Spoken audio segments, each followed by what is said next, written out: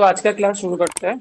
Okay, तो मैं यही सजेस्ट करूंगा कि सारे लोग अपने पेन एंड पेपर लेके बैठो एंड मेरे साथ प्रैक्टिस करो, ठीक है। और जो भी न्यूमेरिकल्स है मतलब खुद कोशिश करने के लिए कोशिश करो।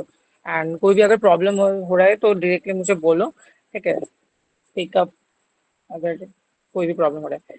तो पहले हम समझते हैं पीएच के बारे में, ठीक है। क्या है एग्जैक्टली पीएच?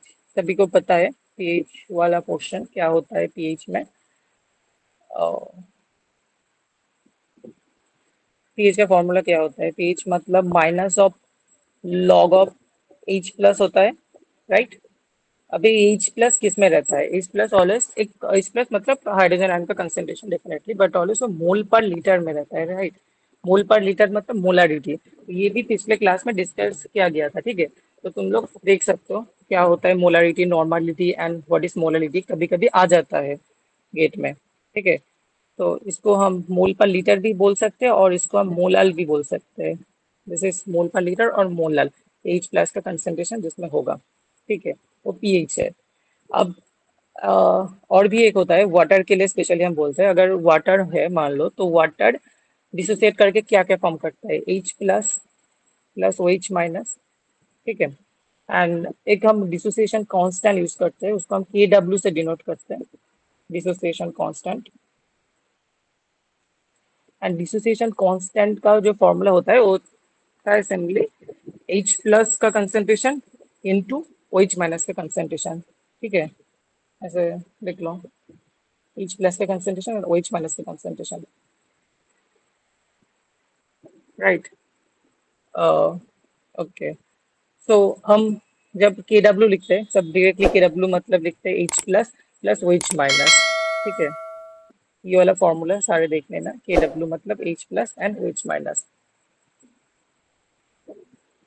ओके, अभी और एक चीज हम कर सकते हैं, जैसे हम minus log of H plus को हमने पीएच बोला, तो पीके डब्ल्यू का भी एक फॉर्मूला होता है। पीके डब्ल्यू हम मतलब minus log of H plus को जैसे हम बोल रहे हैं पीएच, ठीक है। अगर तुम साइड में देखोगे यहाँ पे सारा दिया हुआ है, minus log of H plus मतलब पीएच है, ठीक है। तो के डब्ल्यू क्या है? के डब्ल्यू मतलब मैंने बोला एच प्लस का concentration into O H minus का कंसेंट्रेशन। अभी तुम सारे इक्वेशन को माइनस लॉग से मल्टीप्लाई कर सकते हो, ठीक है।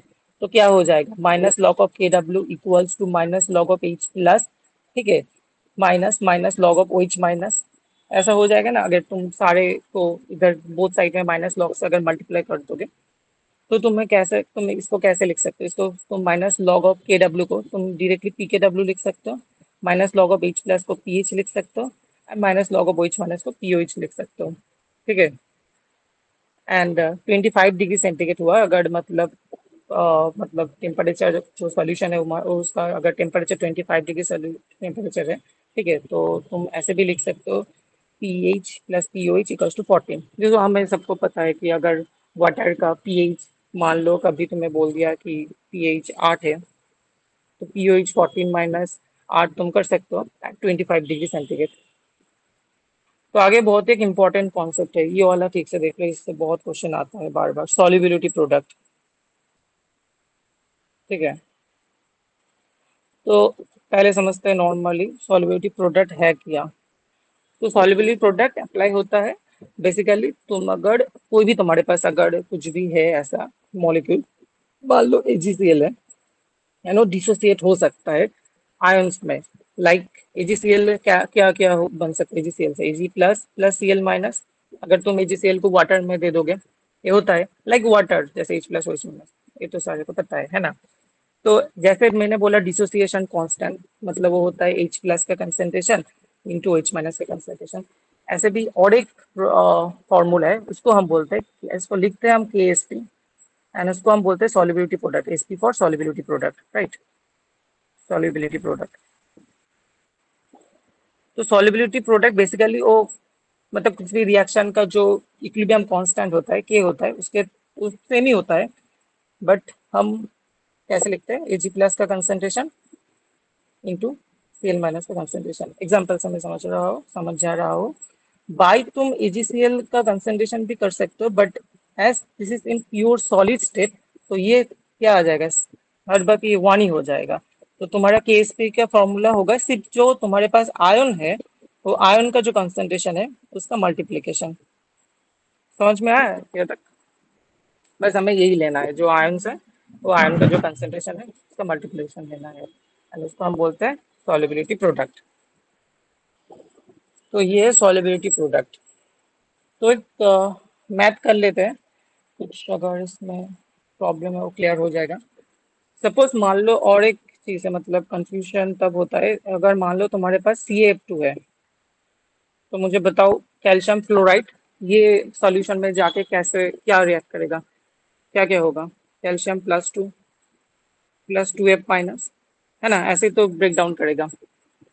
अभी समझो कि अगर सी एफ टू का कंसेंट्रेशन है सॉल्यूशन में एक्स मोलल है, ठीक है, तो कैल्शियम प्लस 2 भी कितना फॉर्म करेगा? एक्स मोलल ही फॉर्म करेगा। बट फ्लोरीन कितना फॉर्म करेगा?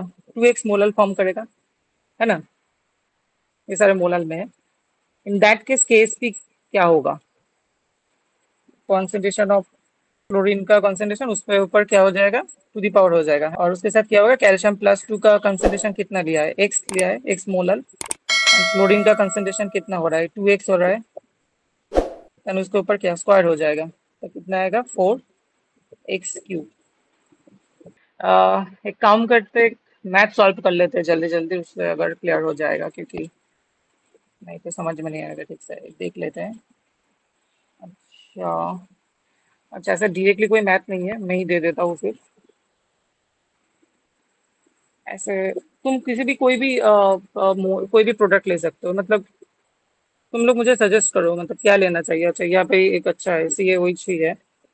सपोज तुम्हारे पास बोला है, तुम्हारे पास ये क्वेश्चन ले लो, ठीक है। एक CaOH है, कैल्शियम हाइड्रोक्साइड है, एंड इसको तुमने सॉल्यूशन में दे दिया, ठीक है, इसका तुमने सॉल्यूशन बना दिया, इसमें तुम्हारा CaOH का सॉल्यूशन हो गया। तो जब CaOH वाटर में जाएगा या खुद भी डिसोसिएट करेगा, तो CaOH क्या क्या फॉर्म करेगा? अच्छा, इसमें तो लिखा हुआ है, देख ही सकते हो, तो ठीक है। कैल्शियम प्लस 2 में ब्रेक डाउन करेगा, एंड दो 2H माइनस फॉर्म करेगा। कैल्शियम हाइड्रोक्साइड तो ब्रेक डाउन क्या लिखोगे, तो वो भी तुम्हारे पास एक मतलब ये जो प्रोडक्ट जो दे दिया है ना, उसको तुम्हें खुद से डिसोसिएट करना पड़ेगा, क्योंकि तुम्हें क्वेश्चन में ये वाला नहीं रहेगा, क्वेश्चन में बस रहेगा CaOH, कैल्शियम हाइड्रोक्साइड रहेगा, तो तुम्हें खुद से डिसोसिएट करना होगा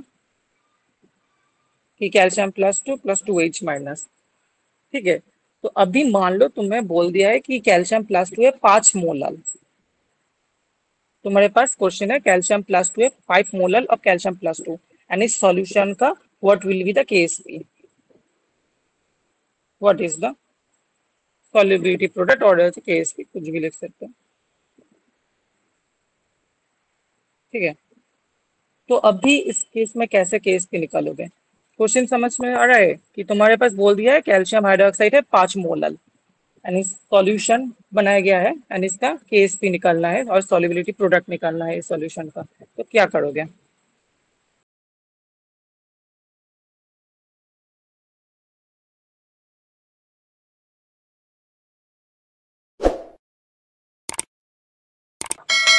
कैल्शियम प्लस 2 का कंसेंट्रेशन कितना है? अगर कैल्शियम हाइड्रोक्साइड का कंसेंट्रेशन 5 मोलल है, तो कैल्शियम प्लस 2 का भी कंसेंट्रेशन कितना होगा, 5 मोलल ही होगा,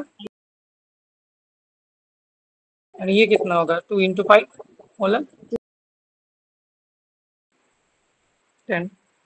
तो आंसर कितना होगा, 5, 2 × 5 स्क्वायर।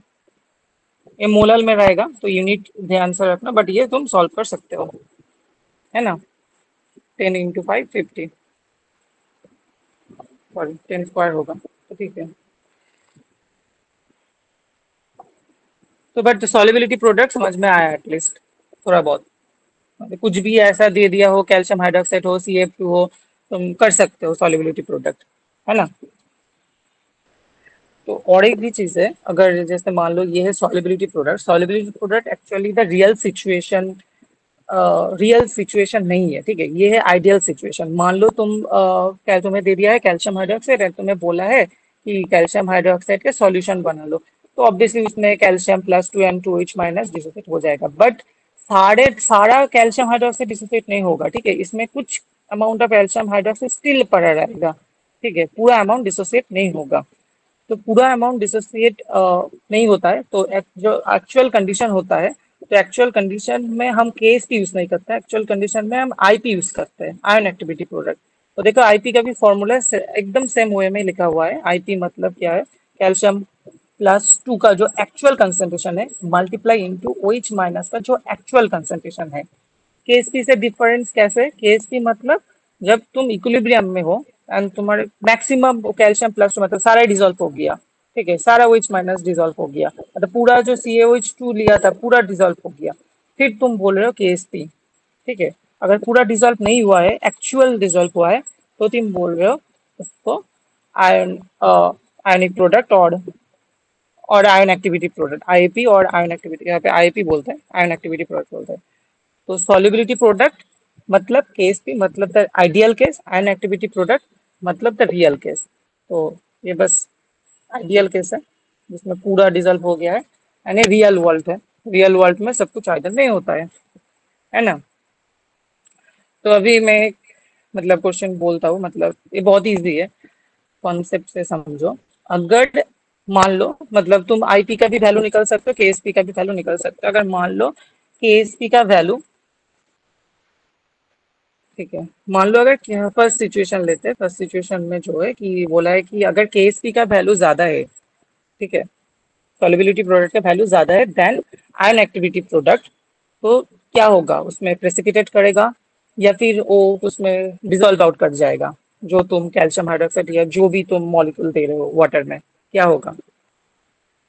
हाँ मतलब जो एक्चुअल जो अभी प्रोडक्ट है आयन का, ठीक है, जो और आयन एक्टिविटी प्रोडक्ट जो है वो सॉल्युबिलिटी प्रोडक्ट से अभी भी कम है, मतलब अभी भी स्पेस है डिजोल्व आउट करने के लिए, ठीक है, तो अभी भी वो डिजोल्व आउट करेगा कैल्शियम, अभी ये वाला सिचुएशन है, ठीक है, अभी वो फिर और भी ज्यादा कैल्शियम +2 और भी ज्यादा OH माइनस डिजोल्व आउट करेगा, ठीक है, इसीलिए अभी मतलब क्या बोलूं प्रेसिपिटेशन नहीं होगा। तो ये तीन कंडीशन है, देख लेना, इंपॉर्टेंट हो सकता है क्योंकि ये MSQ में भी आ सकता है, गेट में द फॉर्म ऑफ MCQ भी आ सकता है, तो ये वाला देख लेना, न्यूमेरिकल से डायरेक्टली कनेक्टेड नहीं है, आई नो, बट आ सकता है। ओके, क्लियर हुआ है।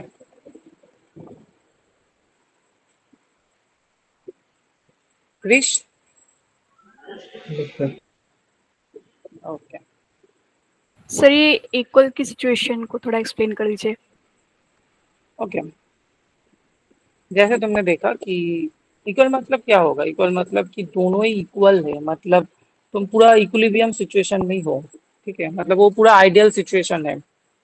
जिस आइडियल सिचुएशन में अगर ऐसे बोलूँ मैं, कैल्शियम हाइड्रोक्साइड ही ले लिया, ठीक है, तो उसको तुम ब्रेक डाउन कर रहे हो, ठीक है, तो दो कंडीशन होता है, कैल्शियम +2 OH माइनस जो ब्रेक डाउन हुआ है, तो ऐसा हो सकता है कि अभी भी मतलब पूरा ब्रेक डाउन नहीं हुआ है, अभी भी इसका मॉलिक्यूल पड़ा हुआ है, ठीक है, इसका मॉलिक्यूल पड़ा हुआ है, अभी पूरा ब्रेकडाउन नहीं हुआ है। और एक कंडीशन होता है कि पूरा ब्रेकडाउन हो गया है, पूरा calcium oxide and OH minus में ब्रेकडाउन हो गया और कोई स्पेस नहीं है, जैसे इसमें देख रहे हो और कोई स्पेस नहीं है, ठीक है, तो उस सिचुएशन में तुम बोलोगे कोई सैचुरेट, कोई डिजोल्व भी नहीं होगा, कोई प्रेसिपिटेशन भी नहीं होगा।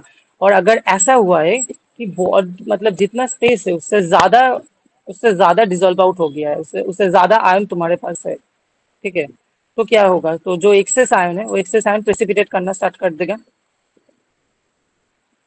है ना, तो वो वाले यस सर। सिचुएशन में प्रेसिपिटेट करेगा। सिंपल सिंपल वे में सोचो, मतलब अगर तुम्हारे पास एक मॉलिक्यूल है कैल्शियम हाइड्रोक्साइड है, ठीक है, एंड मतलब हर बार की केएसपी वाला पार्ट ये सेम रहेगा, ये ऑलवेज कांस्टेंट रहेगा, ठीक है, क्योंकि ये तो तुम जो एक मॉलिक्यूल है मॉलिक्यूल के लिए कांस्टेंट ही रहता है, मॉलिक्यूल के लिए चेंज नहीं होगा, क्योंकि वो तो तुम निकल सकते हो, है ना, कि तुम्हारे पास बोला 5 मोलर ऑफ कैल्शियम हाइड्रोक्साइड है, तो 5 मोलर ऑफ कैल्शियम हाइड्रोक्साइड के लिए एक ही केएसपी होगा, ठीक है ना, बस हम जो एक मोलर ऑफ कैल्शियम हाइड्रोक्साइड है, तो उसके लिए जो केएसपी होगा, तो केएसपी तो कांस्टेंट ही होगा, है ना, बट क्या क्या चेंज होगा, वो आयन एक्टिविटी प्रोडक्ट और आईएपी चेंज होगा, ये वेरिएबल है ना, तो ये इससे कम है ज्यादा है इक्वल है, इस सिचुएशन से तुम बोल सकते हो कि ये प्रेसिपिटेट करेगा या फिर ये सैचुरेशन में रहेगा या फिर ये डिसॉल्व आउट करेगा। ओके, अच्छा, ये इस वाले से ज्यादा मैथ अभी तक नहीं आया, बट ये वाला फॉर्मूला बस देख लो। ये वाला फॉर्मूला बट मार्क कर लो। इसको हम बोलते हैं सैचुरेशन इंडेक्स। ठीक है। सैचुरेशन इंडेक्स का फॉर्मूला है log of IAP by Ksp. ठीक है। तो इसको हम बोलते हैं सैचुरेशन इंडेक्स।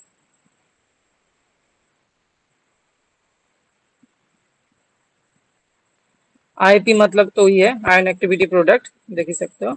एंड केएसपी मतलब मैक्सिमम सॉल्युबिलिटी प्रोडक्ट भी बोलते हैं, और सेम है जो केएसपी निकाला है। तो सैचुरेशन इंडेक्स का ये वाला फॉर्मूला है, लिख लो।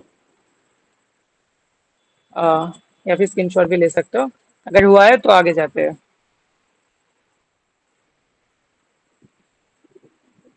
ठीक है। अच्छा, नेक्स्ट कॉन्सेप्ट पे आते हैं। नेक्स्ट कॉन्सेप्ट है आयन स्ट्रेंथ, आयनिक स्ट्रेंथ। ठीक है, इससे बहुत ज्यादा आता है न्यूमेरिकल। आयनिक स्ट्रेंथ से ये वाला ठीक से देखना। आयनिक स्ट्रेंथ इसको हम डिनोट करते हैं आई से। ठीक है, आयनिक स्ट्रेंथ। अब आयनिक स्ट्रेंथ का एक डायरेक्ट फार्मूला है, वो डायरेक्ट फार्मूला देख लो। वो है half of summation of Z I इसका स्क्वायर इंटू सी आई। ठीक है। जेड आई क्या है? जेड आई है चार्ज ऑफ द आयन। कोई भी आयन है, इसका जितना भी चार्ज है, चार्ज ऑफ दैट आयन है। एंड सी आई क्या है? सी आई उसका concentration, concentration of that ion.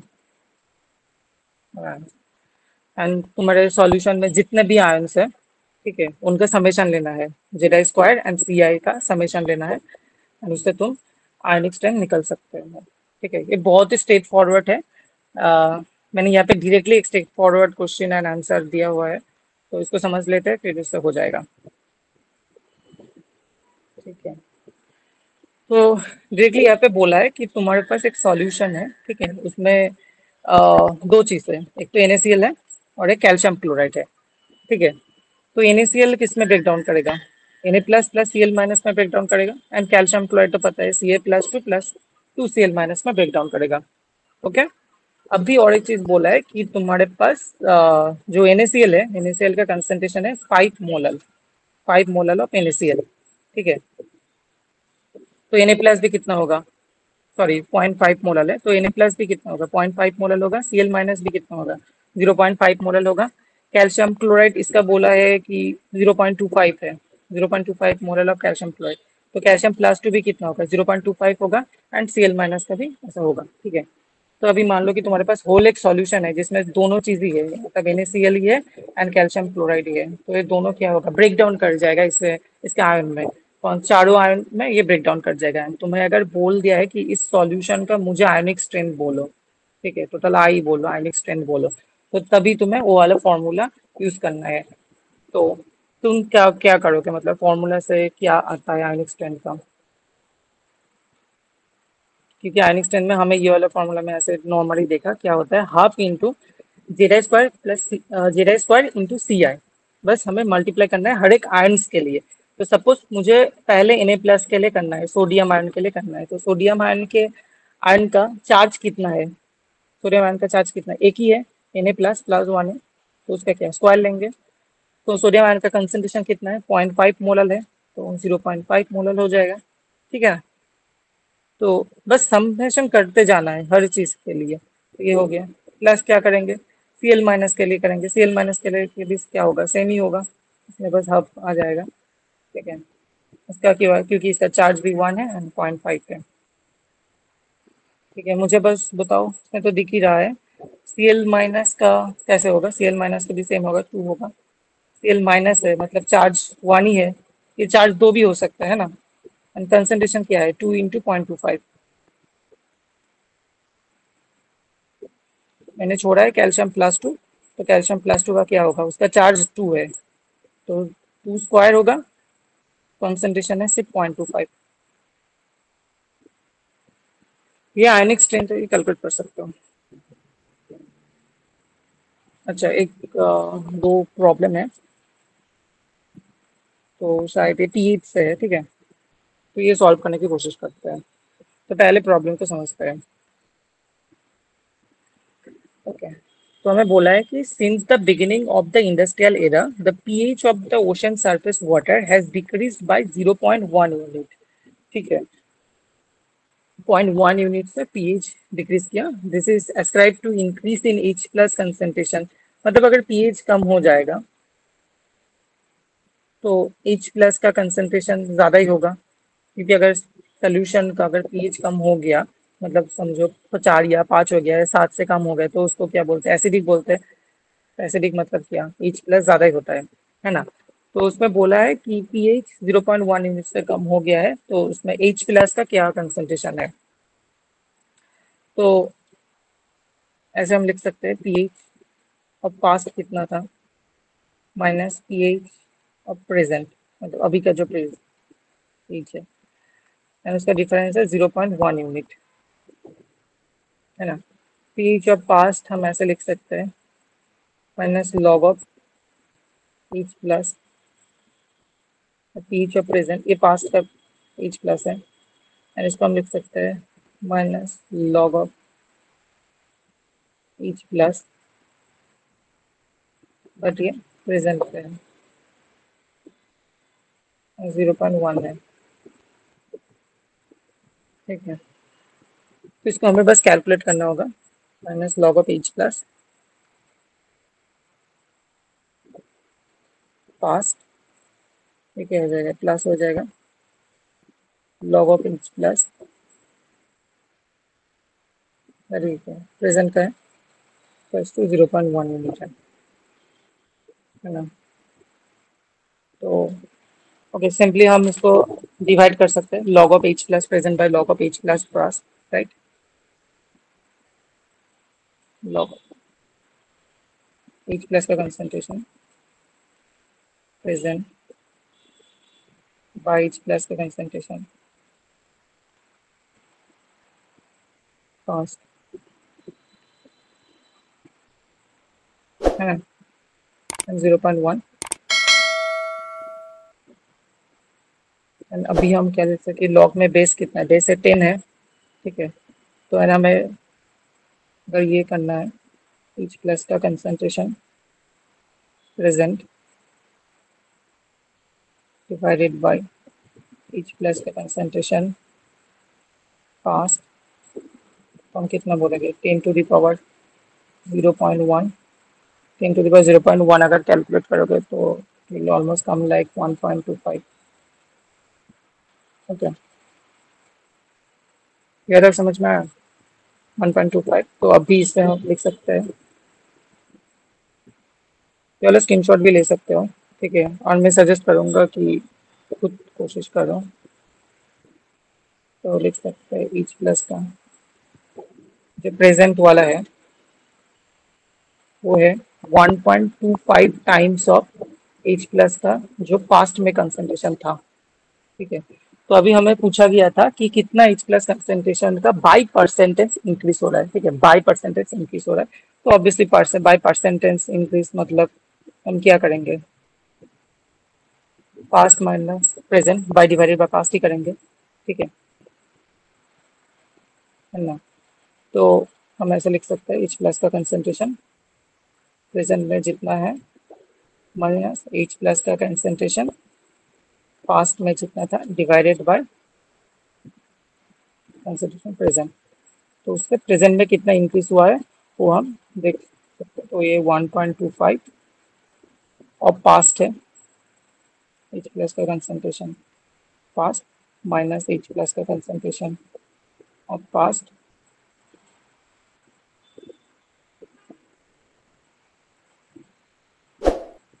अच्छा, एक चीज गलती हुआ है, क्योंकि प्रेजेंट के रिस्पेक्ट में कितना बड़ा है तो पास्ट में कितना था उससे होगा, है ना। क्योंकि ऊपर इंक्रीज होगा, नीचे पहले कितना था और उससे कितना ज्यादा इंक्रीज हो रहा है ये होगा, है ना।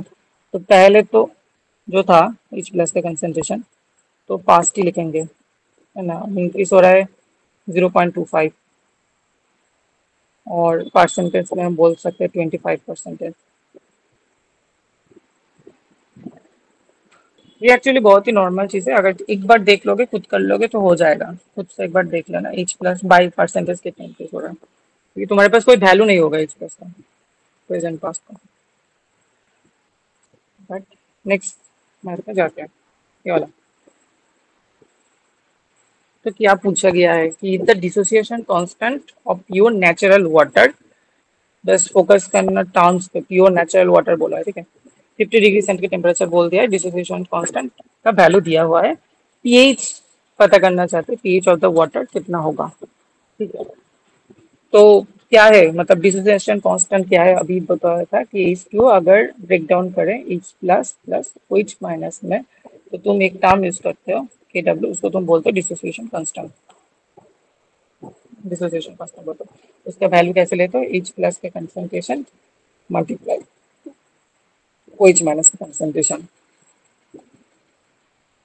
ठीक है। हमें डायरेक्टली बोल दिया है डिसोसिएशन कांस्टेंट का वैल्यू हमें दिया हुआ है, ठीक है। इसका वैल्यू है 10⁻⁻13।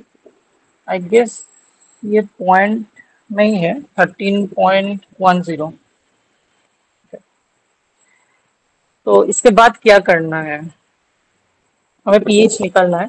तो पीएच के लिए तो एच प्लस का ही कंसंट्रेशन चाहिए होगा, तो बट कैसे करना है सर, क्योंकि हमें फाइनली निकालना है पीएच।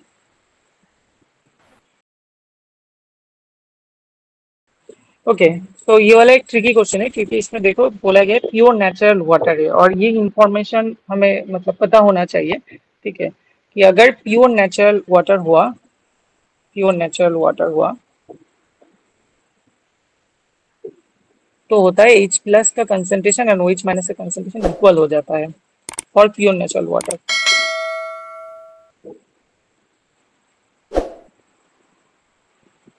एच प्लस भी जितना होता है ओ एच माइनस भी सेम ही होता है, प्योर नेचुरल वाटर है, क्योंकि वो एसिडिक वाटर भी नहीं है और बेसिक वाटर भी नहीं है, ठीक है। तो उस वाटर का क्या है मतलब, उस H plus and O H minus का कंसंट्रेशन सेम है, ठीक है, for pure natural water.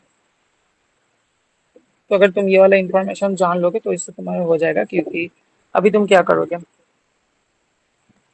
H plus square में आ जाएगा इंटू माइनस 13.10। अभी तो सिर्फ अगर एच प्लस का कंसंट्रेशन हो जाएगा 10⁻⁻6.55।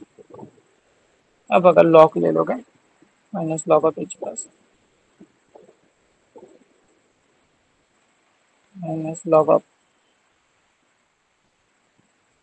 10⁻⁻6.55, ये सॉल्व करने से ये तो पीएच है, इसका जो वैल्यू आएगा इट विल कम अराउंड 6.55। देख सकते हैं कि लॉग 10 1 होता है। Yes. बस इसमें एक ही ट्रिक है, इसमें कोई ट्रिक नहीं है इस प्रॉब्लम में, बस एक ही ट्रिक है कि प्योर नेचुरल वाटर बोला गया है, एंड प्योर नेचुरल वाटर के लिए H plus and OH minus का कंसंट्रेशन 1 ही होता है।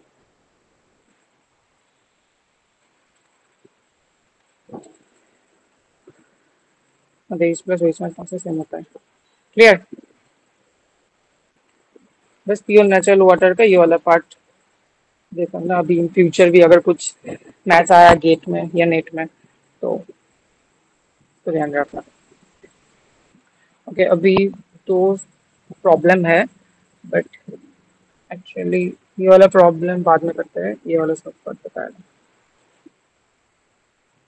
देखो ये ध्यान से देखना, क्योंकि इसमें मतलब कॉन्सेप्ट का बहुत जरूरी है इसमें, इस प्रॉब्लम के लिए, ठीक है। तो इसमें बोला क्या है, तो इसमें बोला है the first and second dissociation constant, दो बोला है, एंड डिसोसिएशन कांस्टेंट के बारे में पूछा है ऑफ H2CO3 बाइकार्बोनिक एसिड है H2CO3। दो डिसोसिएशन कांस्टेंट है, तो एक को हम K1 बोलते हैं और एक को हम K2 बोलते हैं, दोनों का वैल्यू दिया हुआ है। If the concentration of H2CO3 1 molar है, तो ऐसा बोला गया है कि H2CO3 का जो कंसेंट्रेशन है वो है 1 मोलर, मोलर मतलब वो मोल पर लीटर सेम ही है। एंड पीएच भी बोला है, पीएच है 6। पीएच 6 से हम क्या बोल सकते हैं कि obviously minus log of H plus equals to 6 है, दैट मीन्स एच प्लस का कंसेंट्रेशन कितना होगा, 10⁻⁻6 मोलर, है ना। एंड पूछा गया है कि CO2 का मतलब सारे CO2 का सॉल्यूशन में कितना कंसेंट्रेशन है, तो अभी इसको अच्छे से समझते हैं इस क्वेश्चन को। ये समझो तुम्हारे पास H2CO3 है सॉल्यूशन में, ठीक है। H2CO3 अगर है तो H2CO3 फर्स्ट में डिसॉल्व आउट करके क्या क्या फॉर्म करेगा, H plus plus HCO3 minus. अच्छा, तो हमें बेसिकली क्या क्या करना होगा, हमें बेसिकली HCO3 माइनस का कंसंट्रेशन चाहिए, CO3 माइनस 2 का भी कंसंट्रेशन चाहिए, ठीक है। और H2CO3 क्योंकि ये भी सॉल्यूशन में है, कि बॉक्स के अंदर नहीं डाला बट ये भी सॉल्यूशन में है, क्योंकि इन तीनों में CO2 है, ठीक है, तीनों में CO2 है। तो हमें पूछा गया है CO2 का कंसंट्रेशन क्या है, तो हमें तीनों का कंसंट्रेशन निकालना है।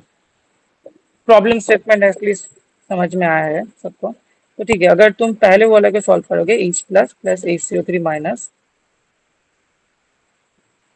ठीक है, उसका फर्स्ट डिसोसिएशन कांस्टेंट उसका वैल्यू दिया हुआ है K1 6.761। तो उसको कैसे लिखोगे, K1 मतलब H plus into HCO3 minus. अभी K1 का वैल्यू दिया हुआ है, K1 का वैल्यू है 6.761 इंटू 10⁻⁻7। H प्लस का कंसंट्रेशन हमारे पास है क्योंकि हमने निकाला है 10⁻⁻6। NaCO3 का कंसंट्रेशन हम निकाल सकते हैं इससे, ठीक है। NaCO3 माइनस, NaCO3 माइनस का वैल्यू आएगा ऑलमोस्ट लाइक 0.6761 मोलर में रहेगा। तो ये हो गया for the first case. Second में भी और एक बार डिसोसिएट करेगा, कौन सा वाला, HCO3 माइनस वाला, ठीक है।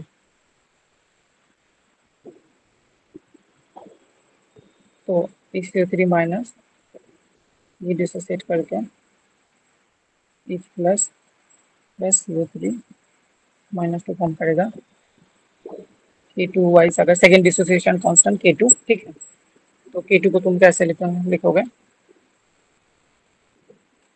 ये वाला मैंने तुम बोल सकते कि डिसोसिएशन कांस्टेंट तो K ही है नॉर्मली, तो मैं बाई H2CO3 मुझे लिखना चाहिए।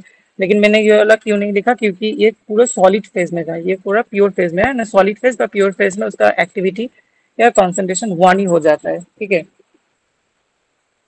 तो मैंने डायरेक्टली नहीं लिखा और इसको ऐसे लिख दिया, ठीक है। क्योंकि अगर तुम K2 के लिए लिखोगे, सारे आयन है, क्योंकि ये वाला एक्टिविटी का जो है मोल पर लीटर, ये सिर्फ आयन्स के लिए होता है ना। ये तो किसी भी सॉलिड फेज के लिए तो मोल पर लीटर नहीं बोलते हो ना, क्योंकि अगर तुम्हारे पास समझो H2CO3 है या फिर कैल्शियम फ्लोराइड है, ऐसे नॉर्मली कंडीशन है, तो उसको तुम ऐसे तो बोलोगे ना कि इसका एक मोलर कंसंट्रेशन, ये तो नहीं होता। क्या होता है, आयन्स का होता है मोलर, ठीक है। ऑलवेज आयन्स का मोलर होता है कंसंट्रेशन, ठीक है। पहले वाला डिसोसिएशन कांस्टेंट जो लिखा, ठीक है, K1 डिसोसिएशन कांस्टेंट में मैंने फॉर्मूला में डायरेक्टली लिख दिया H प्लस का कंसंट्रेशन इंटू HCO3 माइनस का कंसंट्रेशन, ठीक है। बट हमें पता है जब हम डिसोसिएशन कांस्टेंट या फिर K जब लिखते हैं तो K का मतलब पूरा K कैसे लिखते हैं, अगर मतलब मान लो कोई अगर तुम्हारे पास ऐसा कुछ भी अगर इक्वेशन है कि समझो ए बी है, ठीक है, तो ब्रेक डाउन कर रहा है, A plus plus B minus form कर रहा है, एंड तुम्हें डिसोसिएशन कांस्टेंट या के निकालने के लिए बोला है, तो तुम क्या लिखते हो, ए प्लस का कंसंट्रेशन इंटू बी माइनस का कंसंट्रेशन बाई ए बी तुम लिखते हो। बट यहाँ पे जरूरत नहीं है डिसोसिएशन कांस्टेंट के फॉर्मूले में, क्योंकि ये ऑलवेज जो नीचे वाला पार्ट वो ऑलवेज 1 ही आएगा, ये ऑलवेज 1 ही आएगा। क्यों आएगा, क्योंकि ये ऑलवेज मतलब इसका एक्टिविटी ऑलवेज 1 मोल ही होता है, 1 मोलर ही होता है, ठीक है, क्योंकि ये आयन नहीं है। जो आयन होता है उसका ही सिर्फ मतलब कुछ का वैल्यू होता है मोलारिटी का। जो सॉलिड प्रोडक्ट होता है और या फिर प्योर फेज में जो रहता है उसका ऑलवेज 1 होता है फॉर सॉलिड प्रोडक्ट, और प्योर फेज में जो रहता है, ठीक है, उसका एक्टिविटी बोल सकते हो, कंसंट्रेशन बोल सकते हो, कुछ भी बोल सकते हो, उसका एक्टिविटी का वैल्यू ऑलवेज 1 ही आता है। सिर्फ आयंस का ही 1 नहीं आता है, इसलिए हम डायरेक्टली यही लिखते हैं। इसलिए एक बार याद करके देखो कि ये रिलेटेड है कैसे, कि अगर तुम जब H2O को भी कर रहे थे, H2O डिसोसिएट करके H plus plus OH minus, तो तुम ऐसे KW, तो वो भी K ही है, तो तुम डायरेक्टली लिख दे रहे थे कि H plus into OH minus, है ना। तो उससे तुमने लॉग निकला, सब कुछ निकला, बट तो किसी ने नहीं पूछा कि बाई इज टू क्यों नहीं कर रहे। बाई इज टू इसलिए नहीं कर रहे क्योंकि उसका वन ही है वैल्यू। ठीक है, अगर इज टू होगा या फिर के एस पी के फॉर्मूला में जो एजीसीएल रह रहा था, तो बाई एजीसीएल क्यों नहीं कर रहे थे, बाई कैल्शियम हाइड्रोक्साइड क्यों नहीं कर रहे थे, क्योंकि ऑलवेज वन ही आता है। जब प्योर फेज में होता है कोई प्लस माइनस नहीं रहता। ठीक है, तो ऑलवेज वन ही आता है, तो उसको हम नहीं लिखता। ओके, तो ये वाला सॉल्व करते हैं चलो। तो ये तो हो ही गया है ऑलमोस्ट। तो K2 का वैल्यू कितना दिया हुआ है, 4.68, 4.68 इंटू 10⁻⁻11 इंटू H प्लस का कंसंट्रेशन इंटू CO3 का कंसंट्रेशन। अच्छा, लिख देते हैं डायरेक्टली। H प्लस का कंसंट्रेशन कितना है, 10⁻⁻6। CO3 - 2 का कंसंट्रेशन ये वाला पता नहीं है, यानी CO3 माइनस का कंसंट्रेशन क्या निकला है, 0.6761, है ना। तो इससे अगर तुम CO3 - 2 का कंसंट्रेशन निकालोगे तो it will come around, CO3 - 2 का concentration it will come around 3.16 into 10⁻⁻5 molar.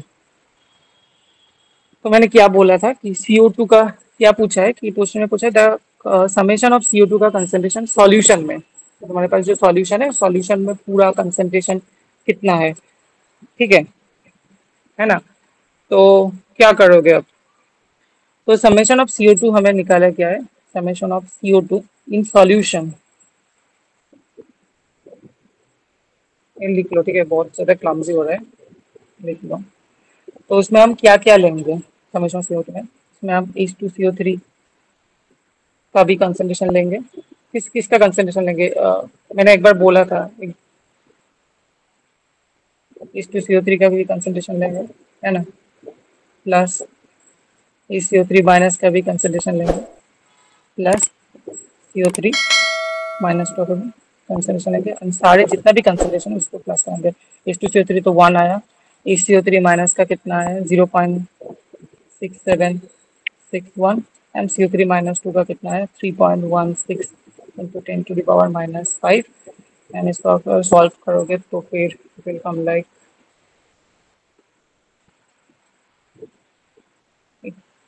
it will come like 1.676।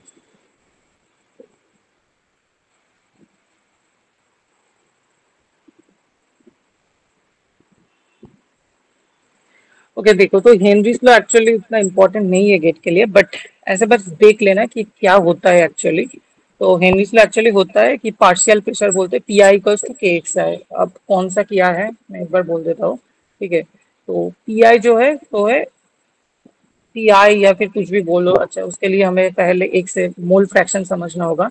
तो मोल फ्रैक्शन एक बार बस देख लेते हैं, मोल फ्रैक्शन क्या है। अगर मान लो तुम्हारे पास एक सॉल्यूशन है, ठीक है, उसमें मान लो दो प्रोडक्ट है, ए है एंड बी है, ए है एंड बी है, एंड ए का मोल है एन है एंड बी का मोल है एन बी।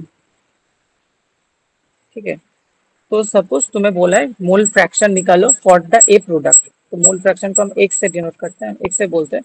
तो मोल फ्रैक्शन के लिए लिखते हैं कि जो ए प्रोडक्ट है उसका जितना मोल प्रेजेंट है बाई टोटल मोल, सोल्यूशन में टोटल मोल जितने प्रेजेंट है N A plus N B, इसको हम बोलते हैं मोल फ्रैक्शन फॉर ए,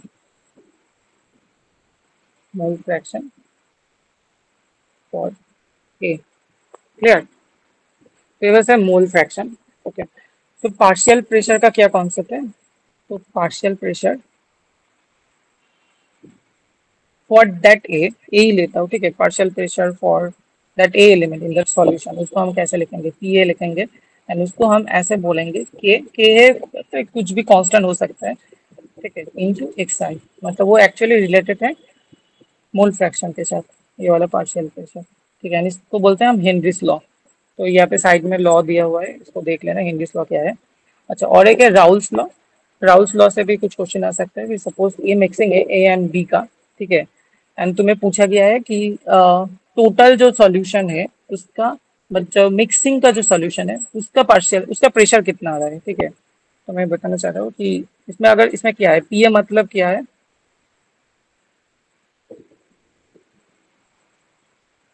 ये एक्चुअली गैस के लिए है, ठीक है, तो ये ऐसे एप्लीकेबल नहीं होता। तो सपोज ए एंड बी है एंड तुम्हारे पास टोटल जो मिक्स है, पी मिक्स का प्रेशर जानना चाहते हैं, पी मिक्स। तो पी मिक्स को तुम कैसे बोलोगे कि जब सपोज अगर पूरा पी ए है, पूरा अगर उसमें ए जीरो गैस है, मतलब ए गैस है, तो उसका जो प्रेशर होगा पी ए जीरो, उसको मल्टीप्लाई करोगे एक से उसका मोल फ्रैक्शन के साथ, ठीक है। एंड अगर सॉल्यूशन में पूरा अगर बी गैस ही है एंड उसका अगर प्रेशर है पी बी जीरो, तो उसको मल्टीप्लाई करोगे एक उसके मोल फ्रैक्शन के साथ, ठीक है। तो इसको हम बोलते हैं Raoult's law. P A zero क्या है, पी ए जीरो है if only occupied by a gas, then the pressure is Pa zero. Similarly Pb zero भी है। राउल्स लॉ समझ में आया कि अगर किसी भी मिक्सर ऑफ गैस अगर प्रेशर निकालना है, पी मिक्स निकालना है, तो हम कैसे करते हैं, P A zero P B zero X X B.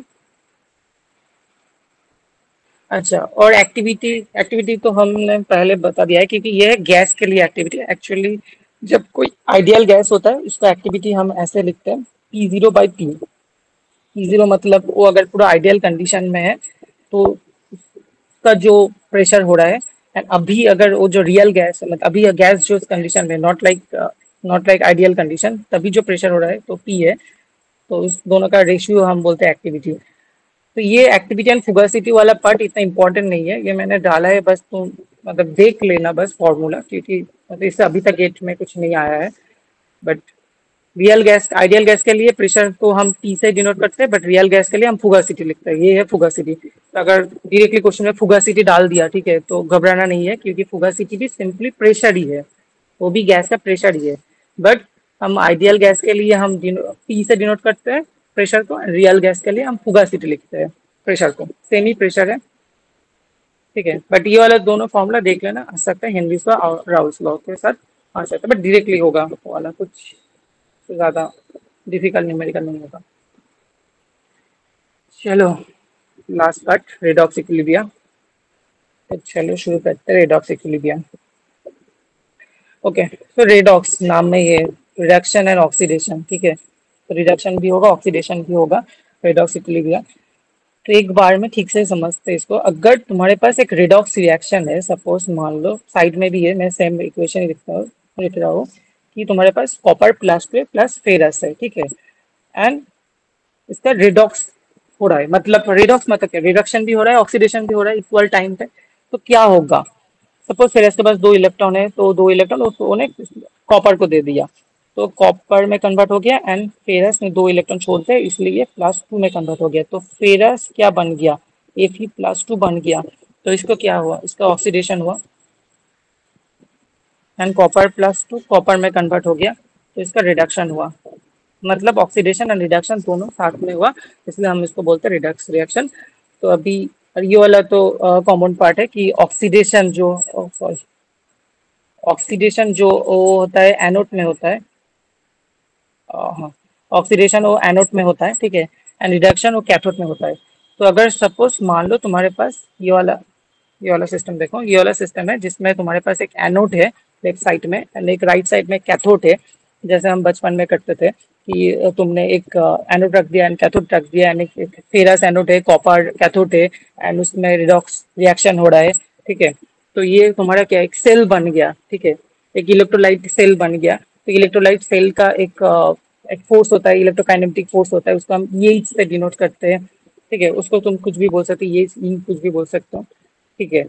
तो बस ये तुम्हारा सेल हो गया जिसमें ऑक्सीडेशन भी होता है, रिडक्शन भी होता है, एट द सेम टाइम होता है, ठीक है। अगर कॉपर फेरस होता है, ये वाला ऊपर वाला जो दिखा है वो देख लेना, एनोड में क्या होता है, ऑक्सीडेशन होता है, कैथोड में रिडक्शन होता है। ये थ्योरी का फॉर्मूला हो गया।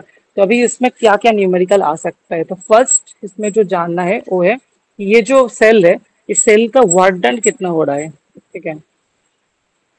तो work done by that cell,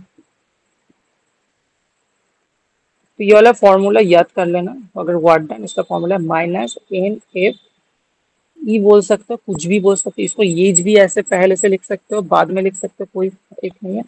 बस कोई है पोटेंशियल डिफरेंस, मतलब ये ई वाला पार्ट यही है पोटेंशियल डिफरेंस। पोटेंशियल डिफरेंस मतलब इसमें ये दोनों सेल में, ये वाला सेल में कितना पोटेंशियल डिफरेंस हो रहा है, ठीक है। डब्ल्यू तुम बोल दिया, वो वर्क डन है।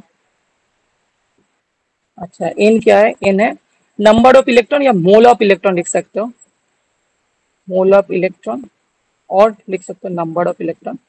आई guess it's best to write mole of electron. अच्छा, ये वाला पार्ट, अच्छा ये तो पूरा गलत दे दिया है। एफ क्या है? एफ फैराडेज कांस्टेंट है,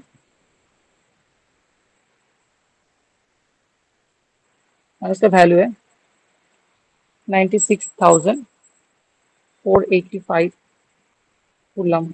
कूलम पर मोल ही लिखते हैं हम।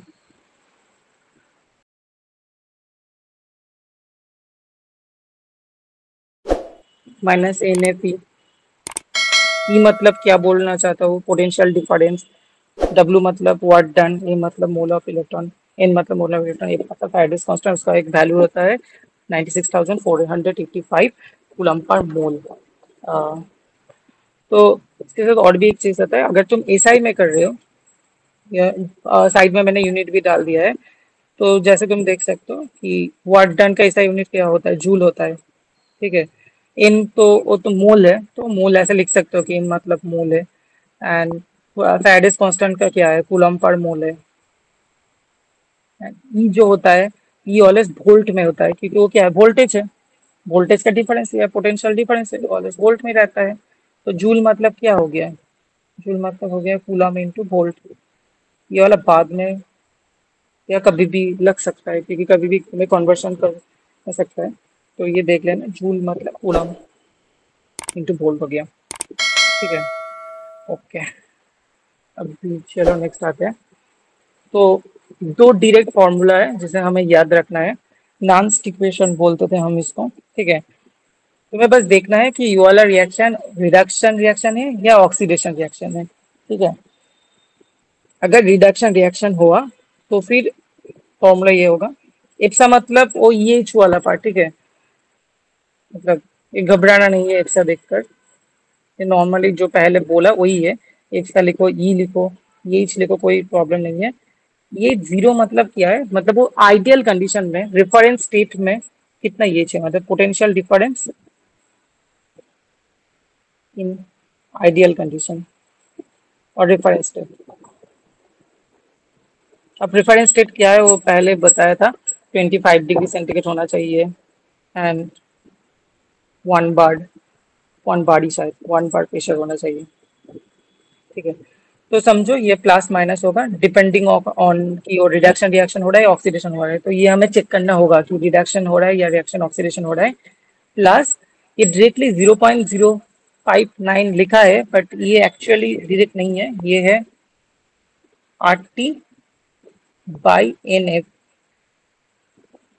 RT/NF ln।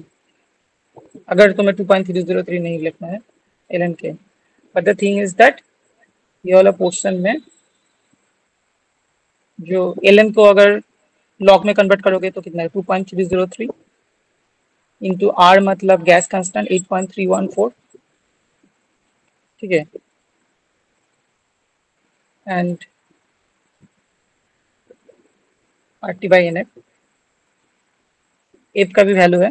टेम्परेचर कितना है? 25 डिग्री सेंटीग्रेड मतलब 298 केल्विन। एंड एफ का वैल्यू कितना है? 96,485 लॉग ऑफ के। तो इसको अगर शॉर्ट फॉर्म में लिखोगे तो वो आता है 0.059, एन लिखना भूल गया, बाई एन लॉग ऑफ के, ठीक है। तो इसलिए हम इसको ऐसे भी डायरेक्टली लिख सकते हैं, ये इक्वल्स टू ये जीरो प्लस या minus 0.059 by N log of K. यहाँ पे के क्या है? इक्विलिब्रियम कांस्टेंट, एन है मोल ऑफ इलेक्ट्रॉन, ये तो पोटेंशियल डिफरेंस है, बट ये जीरो क्या है, सेम पोटेंशियल डिफरेंस है but at reference state.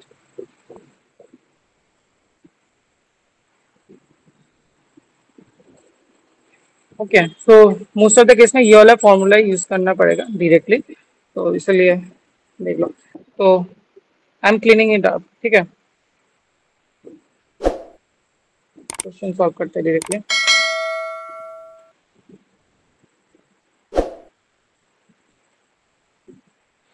Okay चलो, ये वाला थोड़ा इजी इजी क्वेश्चन है कि अगर तुम्हें बोला गया है रिएक्शन क्या है, Fe+2 है और उससे क्या फॉर्म कर रहा है, Fe+3 प्लस इलेक्ट्रॉन, मतलब वो बोल ही दिया है कि इलेक्ट्रॉन छोड़ रहा है, मतलब क्या हो रहा है, ऑक्सीडेशन या reduction, which one it is.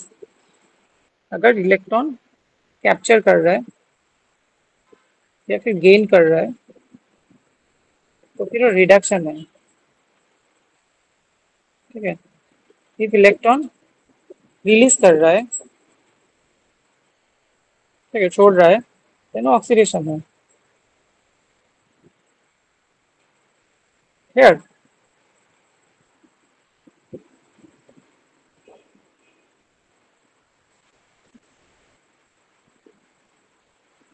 ठीक है, तो इस केस में क्या हो रहा है, Fe+2 है, वो इलेक्ट्रॉन छोड़ रहा है क्लियरली, क्योंकि Fe+2 से +3 हो जा रहा है। और एक भी चीज देख सकते हो कि वो प्लस वाला बढ़ रहा है कि नहीं, मतलब चार्ज अगर बढ़ जा रहा है मतलब इलेक्ट्रॉन रिलीज कर रहा है तो ऑक्सीडेशन है, तो क्लियरली ये ऑक्सीडेशन ही है ना। तो ऑक्सीडेशन में हम किसका फॉर्मूला लगाएंगे, ये फॉर्मूला भी साइड में है, और प्लस वाला साइन वाला लगाएंगे। और इसमें ये ऑलरेडी दिया हुआ है, ये बहुत इजी है, इसमें तो ऑलरेडी दिया हुआ है कि फॉर्मूला ही लगाना है, प्लस वाला ही लगाना है, तो हमें कुछ सोचने का भी जरूरत नहीं है। तो डायरेक्टली हम फॉर्मूला पे भी चले जा सकते हैं, क्या वाला फॉर्मूला लगाएंगे, ये इक्वल्स टू, और ये जीरो सब सेम है, ठीक है, तो कंफ्यूज नहीं होना, प्लस 0.059 डायरेक्टली बोल दिया है, बाई एन लॉग ऑफ। अब तुम लोग ही सॉल्व करोगे इसको, तो बोलो इसके बाद हम क्या क्या वैल्यू करेंगे, या फिर और क्या निकालना है ये देख लो। Fe+2/Fe+3 निकालना है, और ये कहाँ से आएगा, के से आएगा, है ना। तो अभी क्या करेंगे, तो ये इसका वैल्यू बोल दिया है सिस्टम का, ये इसका वैल्यू 0.6 वोल्ट है ना, तो सिंपली बैठा दो 0.6 वोल्ट, यूनिट लिख लो, साइट में प्रॉब्लम नहीं होता। इजी रो मतलब स्टैंडर्ड कंडीशन में वैल्यू कितना है, 0.77 वोल्ट, है ना, 0.059।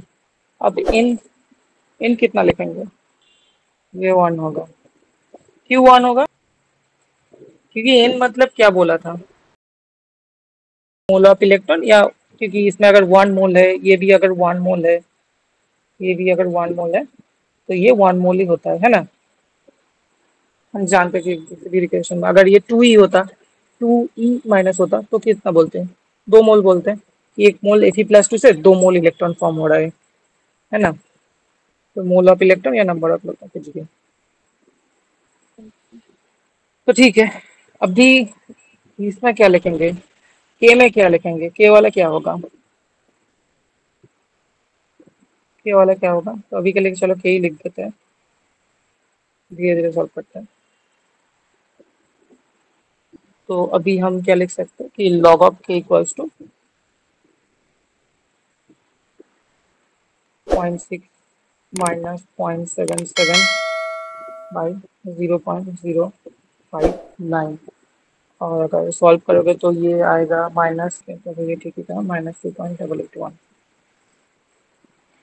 ठीक है।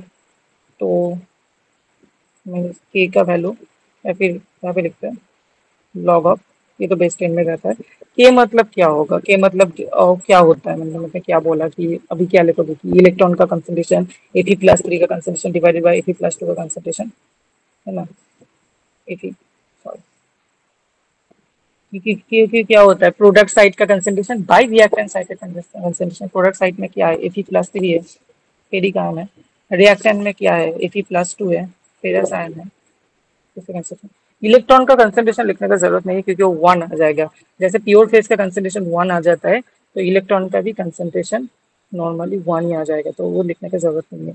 सिंपली तुम ऐसे लिख सकते हो -2.881। तुम्हें क्या पूछा गया, तुम्हें उल्टा वाला पूछा गया था, ठीक है। तो तुम इससे क्या करोगे, A P plus 3 by A P plus 2,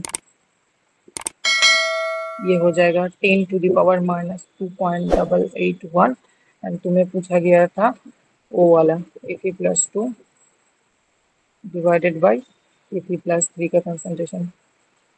तो तुम क्या कर दोगे, 1/10⁻⁻2.881। तो इसको सॉल्व कर लेना। आई गेस ये वाला शायद सॉल्व है, ये शायद 763 अराउंड आएगा, 0.36। देख लो, ये वाला पोर्शन थोड़ा डिफिकल्ट है केमिकल इक्विलिब्रियम, क्योंकि इससे जैम में नहीं था ये वाला, गेट के लिए बस है, तो ठीक से देख लेना। अच्छा, यहाँ पे ना बहुत सारा इंफॉर्मेशन है, तो हमें एक्चुअली कुछ कुछ इंफॉर्मेशन चाहिए, तो फोकस कर लेना। कुछ कुछ इंफॉर्मेशन है, जैसे मान लो कि अगर बोला है तुम्हें सेल, होल सेल, मतलब अगर पूरा जो सेल है, जैसे मैंने देखा है जो कैल्शियम फेरस का जो सेल है वो पूरा एक सेल था, ठीक है। जिसमें क्या हो रहा था, ये वाला सेल जो होल सेल है वो पूरा एक सेल है ना। इसमें एनोड भी है, कैथोड भी है, फेरस है, कॉपर है, इसमें ऑक्सीडेशन भी हो रहा है, रिडक्शन भी हो रहा है। मतलब ये वाला सेल में क्या हो रहा है, पूरा रेडॉक्स रिएक्शन हो रहा है। ये वाला सेल मैंने जो दिखाया ये है होल सेल, ठीक है। अभी होता है हाफ सेल भी होता है, अगर मान लो सिर्फ फेरस रहा, ये कॉपर वाले पार्ट नहीं रहा, इसके जगह हाइड्रोजन आ गया, या सिर्फ कॉपर रहा, इसके जगह फेरस की जगह हाइड्रोजन आ गया, तो वो होता है हाफ सेल होता है। तो full cell reaction, half cell reaction, ऐसे भी क्वेश्चन आ सकता है। तो ये वाला सारे इसमें लिखा हुआ है, अगर फोकस करोगे कि कौन सा क्या है। तो ये वाला भी पार्ट है कि सपोज तुम्हें सेल का पूरा एक सेल है जिसमें तो, मतलब दोनों पार्ट है, जैसा मैंने देखा कि एक कॉपर भी है एंड फेरस भी है, ठीक है। एंड सपोज तुम्हें ये राइट वाला, ये जो इलेक्ट्रोड है इसको इलेक्ट्रोड बोलते हैं, ठीक है। ये लेफ्ट वाला इलेक्ट्रोड एंड ये राइट वाला इलेक्ट्रोड, ठीक है। तो कैथोड एनोड भी बोल सकते हो कि कौन सा कैथोड है कौन सा एनोड है, ठीक है। तो अगर समझो ये दोनों इलेक्ट्रोड का पोटेंशियल बोला कि लेफ्ट वाला इलेक्ट्रोड पोटेंशियल ये है, राइट वाला का पोटेंशियल ये है, तो पूरा सेल का पोटेंशियल बोलो। तो पूरा सेल का पोटेंशियल जब हम लिखते हैं तब always right minus left electrode करते हैं, ये वाला चीज ध्यान रखना है, राइट माइनस लेफ्ट इलेक्ट्रोड करते हैं ऑलवेज, ठीक है। अब जो होता है कि राइट साइड में ऑलवेज रिडक्शन ही होता है, राइट साइड में ऑलवेज रिडक्शन होता है। कि एक बार देख लेते हैं ये मैच हो रहा है कि नहीं। एक कॉपर वाला फेरस वाला एग्जाम्पल ही देख लो, ठीक है। इसमें राइट साइड में क्या है, कॉपर है। कॉपर क्या वर्क कर रहा है सॉल्यूशन में, क्या है, कॉपर+2 है। कॉपर+2 जो सॉल्यूशन में है वो क्या कर रहा है, 2 इलेक्ट्रॉन ले रहा है, तो इलेक्ट्रॉन लेकर कॉपर में कन्वर्ट हो रहा है। तो क्या हो रहा है, रिडक्शन हो रहा है ना। है ना, हमें पता भी है कैथोड में रिडक्शन होता है, तो ये रिडक्शन है। और ये राइट साइड भी है, तो तीनों याद रखना RRC कि अगर राइट साइड है उसमें रिडक्शन होगा, वो वाला कैथोड है। अगर लेफ्ट साइड में है उसमें ऑक्सीडेशन होगा, ठीक है ना, लेफ्ट साइड में होता है। तो तीनों चीज एक सेल के लिए बहुत ही इंपॉर्टेंट है याद रखने के लिए, ठीक है ना। तो क्या बोला कि अगर फुल सेल का पोटेंशियल जानना है तो हमें अगर दिया हुआ है कि राइट सेल इलेक्ट्रोड का पोटेंशियल है हमारे पास, लेफ्ट इलेक्ट्रोड का पोटेंशियल है, तो पूरा सेल का पोटेंशियल हम निकाल सकते हैं। हमारा अगर अगर हमें पूछा गया कि जो रिडक्शन हो रहा है जिस इलेक्ट्रोड में उसका पोटेंशियल है, जिस इलेक्ट्रोड में ऑक्सीडेशन हो रहा है उसका पोटेंशियल है, तो पूरा सेल का पोटेंशियल बताओ, तो वो भी हम कर सकते हैं, रिडक्शन वाला इलेक्ट्रोड माइनस ऑक्सीडेशन वाला इलेक्ट्रोड, ठीक है। ये वाला del G minus N F extra naught, ठीक है, ये वर्क डन के लिए भी सेम ही है, बट हम डेल जी के लिए भी हम सेम ही रखते हैं। तो del G minus N F ही होता है, और जैसे मैंने देखा W minus work done minus N F ही, जैसे मैंने देखा ऐसे गिव्स टू एनर्जी उस रिएक्शन का, उस पूरा सेल का, ये पूरा सेल का अगर डेल्टा जी आर रिएक्शन हो गया तो उसका अगर वैल्यू निकालोगे वो भी वर्क डन के साथ सिमिलर होता है, माइनस एन एफ ही होता है, ठीक है। अगर मान लो ये होता है del G R of reaction, but ये रेफरेंस स्टेट में है, स्टैंडर्ड स्टेट में है, तो तुम बोलोगे minus N F it's not. अगर del G of the reaction normally है, किसी भी नॉर्मल स्टेट में है, तो तुम बोलोगे माइनस एन एफ इट्स क्योंकि रेफरेंस ये जीरो मैंने क्या बोला, रेफरेंस स्टेट के लिए है, और ये किसी भी नॉर्मल स्टेट के लिए है ना। ये हाफ इलेक्ट्रोड का ये डेफिनेशन है। हाफ इलेक्ट्रोड और हाफ सेल में क्या होता है, हाफ सेल में ये होता है कि half cell is equal in magnitude and sign to the potential of a cell form with the electrode on the right and standard hydrogen on the left. मतलब अगर कॉपर है तो कॉपर राइट में रहेगा एंड लेफ्ट में hydrogen रहेगा, कुछ भी हो रहा है हाइड्रोजन में, ठीक है। तो इसको हम बोलते हैं तब हाफ सेल। तो हाफ सेल उतना इंपॉर्टेंट नहीं है, बट अगर क्वेश्चन पूछा गया है तो you can solve it if you know the theory. तो ये देख लेना पहले पीपीटी में। अभी इससे और कुछ नहीं चाहिए, अभी बस हो गया है। इसमें एक न्यूमेरिकल वाला पार्ट है, बट मैं ये चाहूंगा कि तुम खुद से ये वाला देखो, क्योंकि ये वाला पूरा सॉल्व है, ठीक है। कॉपर एंड फेरस के लिए कैसे कैसे दिया हुआ है कि डेल जी आर एंड कैसे कैसे किया हुआ है, कि मैंने जो जो बोला कि रिडक्शन सेल का जब निकालोगे रिडक्शन माइनस ऑक्सीडेशन, तो जो तुम अब मतलब ये अगर बट ये खुद से देख लेना कि कैसे कैसे प्रोसेस है, क्योंकि ऐसा बड़ा समेशन या बड़ा न्यूमेरिकल नहीं आएगा, बट इससे तुम्हें हेल्प होगा कि इसका पार्ट्स आएगा, छोटा छोटा पार्ट्स आएगा। सपोज मान लो इससे क्वेश्चन हो जाएगा, ठीक है, किसी एक के भी वैल्यू देगा है, अगर तुम्हें थ्योरी पता है तो क्वेश्चन कर सकते हो। मान लो ये वाला फर्स्ट हाफ है, फर्स्ट हाफ से भी क्वेश्चन हो जाएगा, ठीक है। इसमें न्यू कुछ भी नहीं है, जो जो पुराना बोला उससे ही है, नया कुछ भी नहीं है, बट ये बहुत ईजी है, ठीक है, कुछ भी प्रॉब्लम नहीं होगा, खुद से देख लेना। अच्छा ये लास्ट है, उसके बाद पूरा जियो केमिस्ट्री खत्म, ठीक है चलो कर लेते हैं। ओके, तो ये स्टेबिलिटी ऑफ वाटर के ऊपर, ठीक है। तो बस तुम्हें ये वाला फिगर याद रखना है, ये वाला फिगर तुम बाकी सारे बुक्स में भी देखोगे, ठीक है। इसको बस याद रखना है। इसमें बस एक ही इंक्लूशन है कि वाटर, ये जोन को हम बोलते हैं वाटर का जोन, ठीक है। मतलब ये पूरा जो जोन है, पूरा जो जोन है, मैं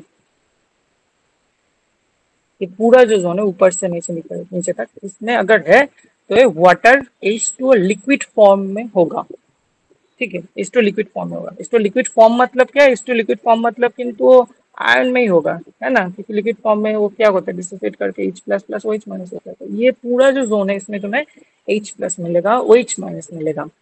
अगर तुम ऊपर वाले जोन में जाओगे तो पहले जोन मतलब क्या बोलना चाहते हो, तो ये तो देख ही लेना कि ये पीएच वर्सेस सीएच का ग्राफ है का, ठीक है।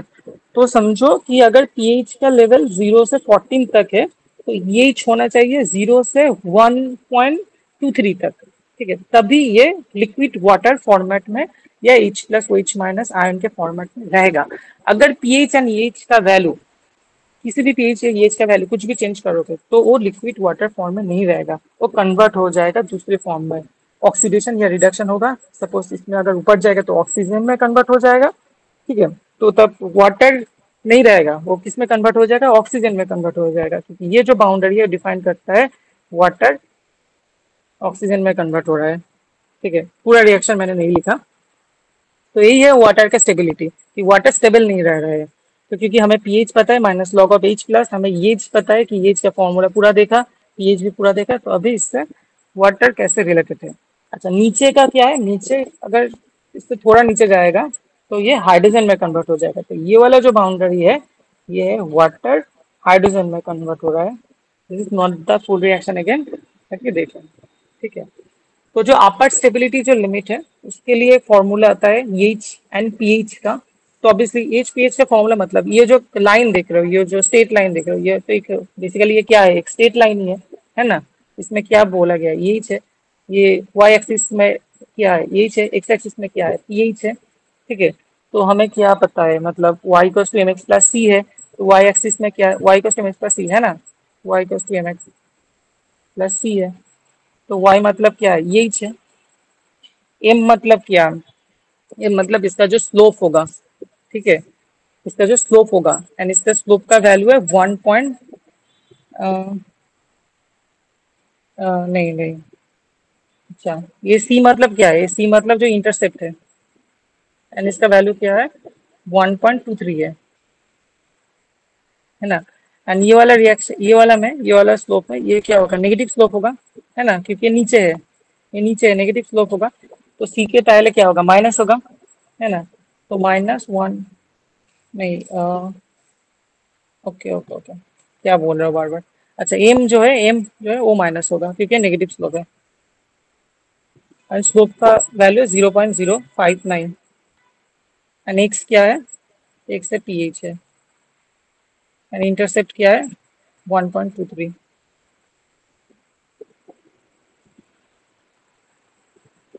अच्छा, अगर कॉन्फ्यूजन है तो मैं फिर से एक और बार बता देता हूँ, ठीक है। पीएच, पीएच, ठीक है, वो वाई को स्टेम एक्स प्लस सी से देखो, तो वाई क्या है, एच है, M X, M always slope का वैल्यू ऑलवेज ये 0.059 ये है एम, तो 0.059 एक्स एच है। बट जो स्लोप है वो नेगेटिव स्लोप है, देख सकते हो, क्योंकि ये वाला क्या होता है पॉजिटिव स्लोप होता है, अगर ऐसा होता है तो क्या होता है नेगेटिव स्लोप होता है ना। तो -0.059 एंड जो इंटरसेप्ट है वो है 1.23, इसमें होगा वैल्यू 1.23। तो ये for the upper stability limit, ये वाला formula, upper stability limit of water. अच्छा, नीचे का क्या देख रहे हो, नीचे भी सेम लगा y को टेन एक्स प्लस सी, वाई मतलब क्या आ गया, ये नीचे आ गया। अच्छा, एम स्लोप क्या बोला है, इसमें भी नेगेटिव स्लोप है ना, तो क्या होगा -0.059 एक्स। बट सी क्या है, इंटरसेप्ट जीरो है इसमें, तो सी जीरो होगा। तो लोअर स्टेबिलिटी लिमिट का, वाटर का लोअर स्टेबिलिटी लिमिट का फॉर्मूला क्या होगा, सिंपल हो गया, लोअर स्टेबिलिटी लिमिट का।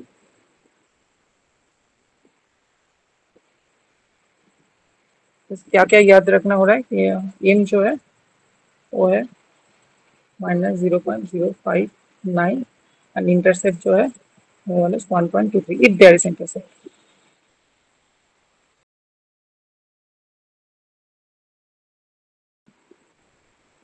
ये अपर वाला स्ट्रेट लाइन का इक्वेशन एंड लोअर वाला स्ट्रेट लाइन का इक्वेशन। तो ठीक है, मतलब ये लास्ट वाला प्रॉब्लम देखो, ठीक है, तो मतलब ऐसे डायरेक्ट प्रॉब्लम आ चुका है, तो प्रॉब्लम जैसे नॉर्मल एक बार प्रॉब्लम देख लेते हैं, फिर उसमें जाते हैं, क्योंकि मतलब वो पूरा कंसेप्ट है कि एंड तुम्हें इतना ज्यादा नहीं लगेगा। तो ये देख लो एक बार, the value of pH corresponding to the upper limit of natural surface aqueous environment. Aqueous environment मतलब क्या हो गया, वाटर हो गया। तो वाटर का जो स्टेबिलिटी लिमिट है, बट अपर वाला जो लिमिट है, ठीक है, अपर लिमिट है, उसका पीएच भी बोला गया है एंड उसका एच जो है वो निकालने के लिए बोला है। उसका पीएच है 8, मतलब उसका पीएच दिया हुआ है 8 एंड बोला है उसका एच कितना होगा, ठीक है। एंड क्या बोला है, corresponding to the upper limit of natural surface, upper limit of the natural surface aqueous environment, मतलब वो नेचुरल वाटर है एंड उसका अपर लिमिट में कितना पीएच होगा जब उसका पीएच 8 है, ठीक है। तो वाला क्वेश्चन ठीक से देखो, तो तुम क्या क्या करोगे, तो अगर ऐसा कुछ क्वेश्चन है, ठीक है, तुम पहले वो वाला ग्राफ याद करोगे कि वाटर के लिए ये पीएच वाला ग्राफ क्या था, ये वर्सेस पीएच, वाटर के लिए दोनों था, एक ऐसा था, ये था, ये जो जोन है ये जोन वाटर का है। इसके ऊपर अगर जाओगे तो ये ऑक्सीजन में कन्वर्ट हो जाता है, इसके नीचे अगर जाओगे तो ये हाइड्रोजन गैस में कन्वर्ट हो जाता है, गैस। बट ये वाला जोन में वाटर लिक्विड फॉर्मेट में रह जाता है, ठीक है। तो ये वाला अगर बोल दिया है क्वेश्चन में अपर लिमिट, ये मेंशन कर देगा अपर या लोअर लिमिट। अगर अपर लिमिट बोल दिया तो ये वाला इक्वेशन होगा, मतलब ये वाला स्ट्रेट लाइन का इक्वेशन होगा। ये वाला स्ट्रेट लाइन का इक्वेशन हमने क्या देखा है, ये इक्वल्स टू क्या था 1.23 -0.059 pH, है ना। तो सिंपली बस तुम्हें जस्ट पुट करना है pH का वैल्यू निकलने के लिए 1.23 -0.059 एंड pH है 8। ये तुम बस कैलकुलेट करके निकाल दोगे एच कितना है, इसका एच सम आएगा 0.76 वोल्ट। तो ऐसे सिंपली आएगा, मतलब डिफिकल्ट कुछ प्रॉब्लम नहीं है। तो मैं और एक बार डिटेल में बोल देता हूँ उसमें क्या हुआ है एग्जैक्टली, देख लो।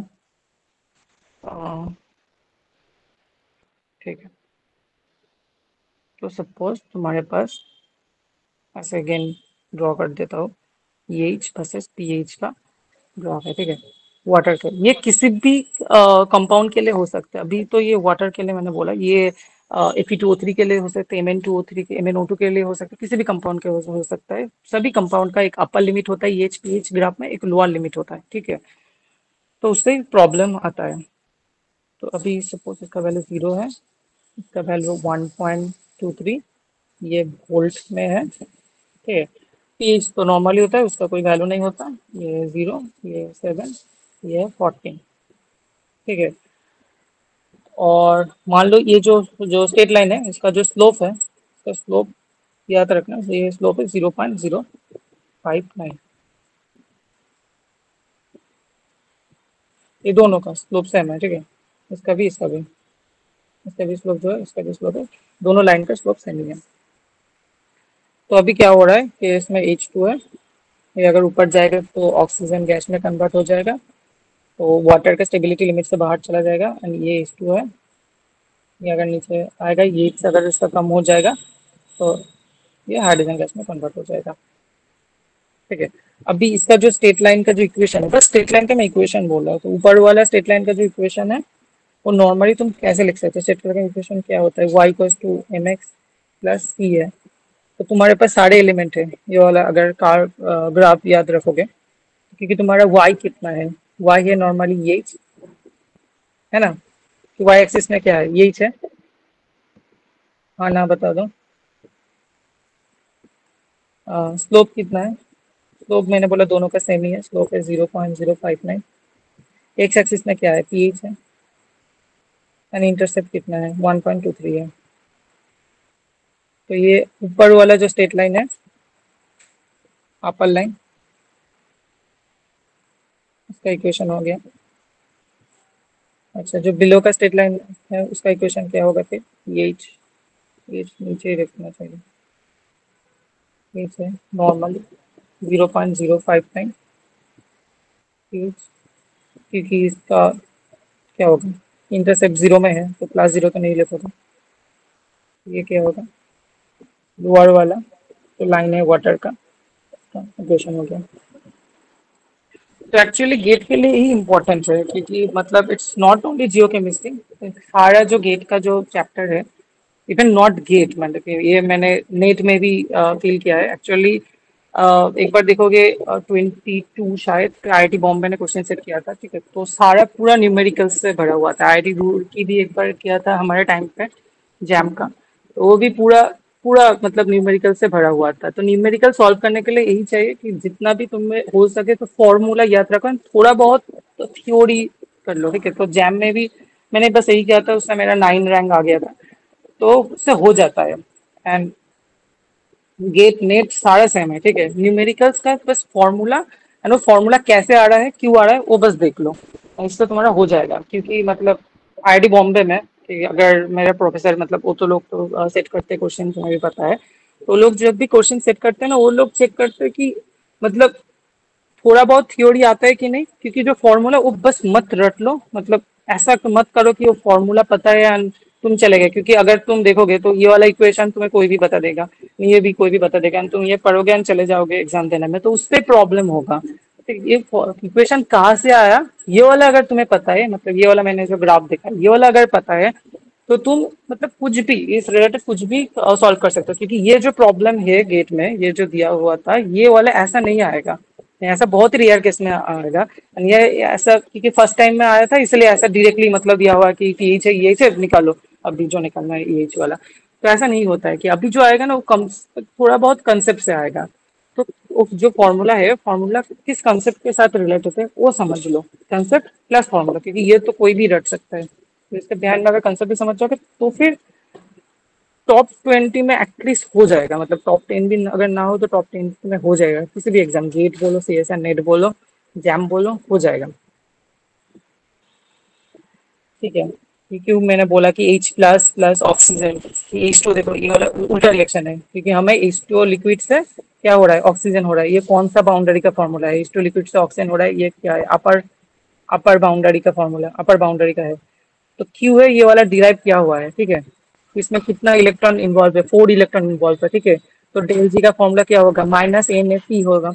मतलब जो ऐसे नॉर्मली तो ऐसे -NFE, ठीक है। तो -NFE मतलब क्या क्या है, तो मतलब डेल जी का वैल्यू तुम्हें दिया होगा, अगर तुम्हारे पास अगर उस रिएक्शन, ये रिएक्शन है, इस रिएक्शन का डेल जी ऑफ आर है, ठीक है। सपोज ये तुम्हें दिया हुआ है, इट्स नोन, ठीक है, इसका कुछ भी वैल्यू है, कुछ भी एक वैल्यू है, जैसे ये वाला है -474, -474.258, ठीक है।